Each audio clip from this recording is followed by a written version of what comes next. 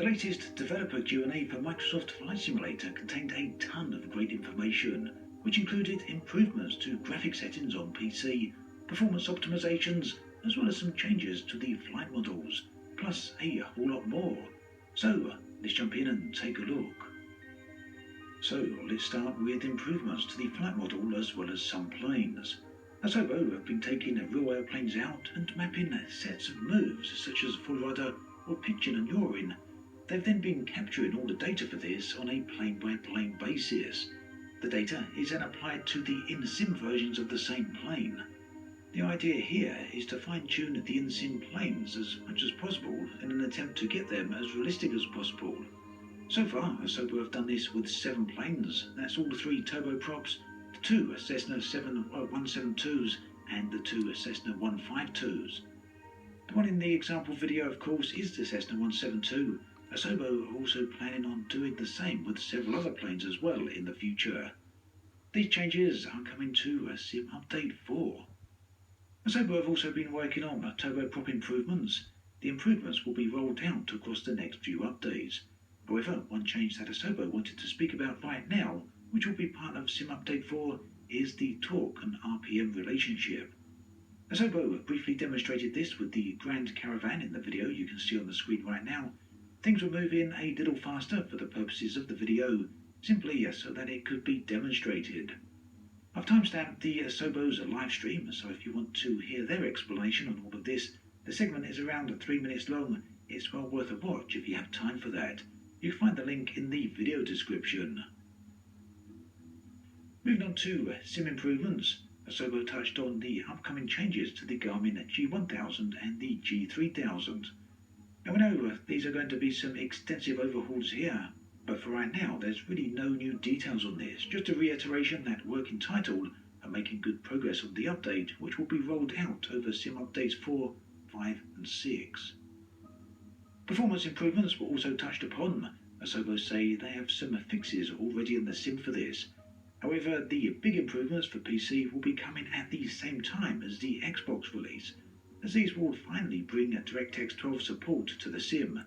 In terms of a few specifics, memory optimization has been improved by 3 times when compared to scene for scene. The aim here will be to use the performance gains to improve sim details and complexity.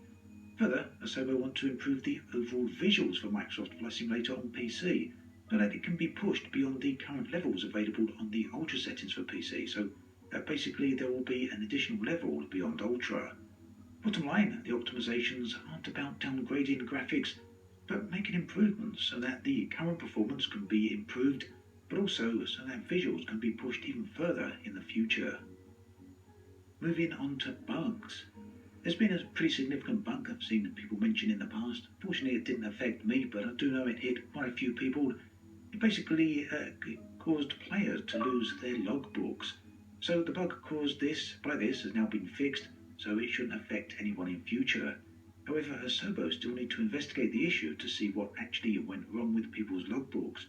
Unfortunately, Asobo were fairly evasive when it came to addressing whether or not logbook data would actually be returned to players who have lost it, and the community manager did address this particular question, but the developers kind of didn't really give much in the way of a direct answer, unfortunately.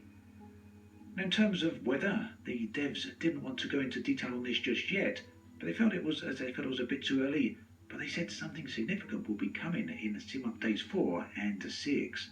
This is in regards to weather and wind readings not being accurate. Long-range night lighting still has an issue. This isn't going to be fixed just yet, but should be some fixes going in for Sim Update 6. In terms of the wishlist, Fly-by-Wire's A320 is getting closer. It's the #1 thing on the wishlist. However, Asobo didn't have anything new to add on this just yet, although they did say they're in constant talks with Fly-by-Wire and had a meeting with them just last week.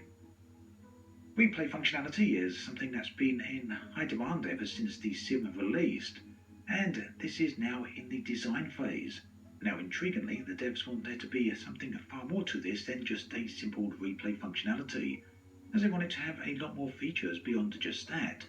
For example, they would like to be able to add save states, so that you could actually replay the replay. So this one is still a long way off, but the devs would like feedback or suggestions on this, on what you'd like to see with the replay functionality. I suppose you can go and add that feedback on the official forums. So moving on to community questions.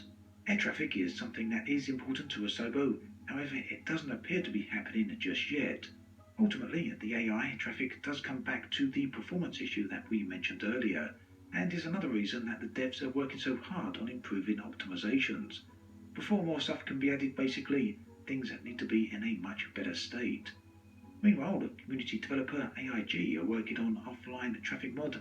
I'll be sure to include a link to everything available for that in the video description.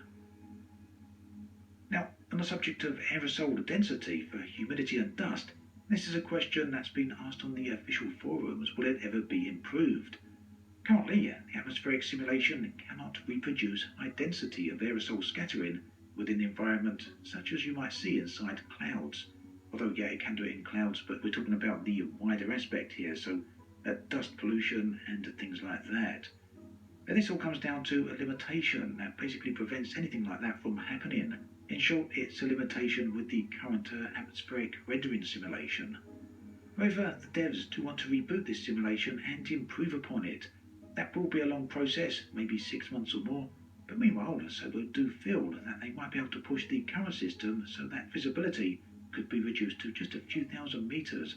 But again, this will take some investigation first, although that said, it will be nice to have some improvements before the complete overhaul comes further down the line.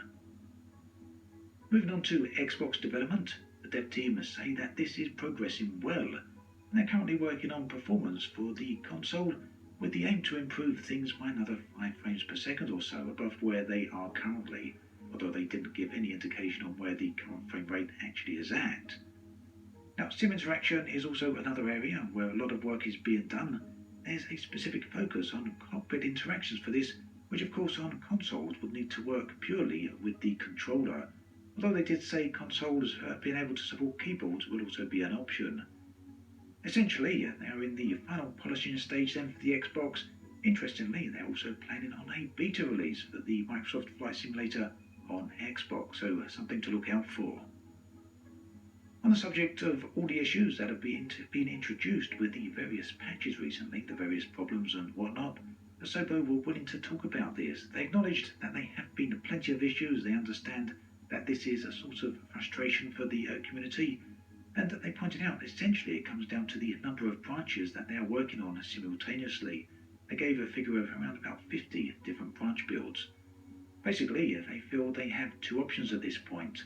The first is to slow down development, that is the rate of content releases, which really is something they do not want to do, and they know it's also something that players don't want to see.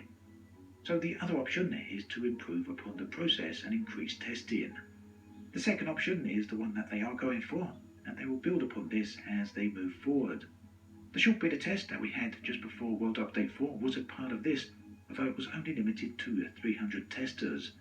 The reason for this is that the beta test was organised very late in the day, and the 300 tester limit was partially due for that, but also due to resource constraints. Essentially, working with 300 people, getting feedback from them is much easier than working with 3,000 testers. But it was a start, and the next test will be put together in a much more complete way. So good to see that Asobo are working on this. Finally, water physics are currently not in the game. This is something that was pointed out very early on, but it is something that is being worked on, and it's something that Asobo have recently begun some testing on. So no release date for this just yet, but it is something that's coming. So that pretty much brings us to the end of all the current new information from the developers, and an end to this video. As always, thanks for watching.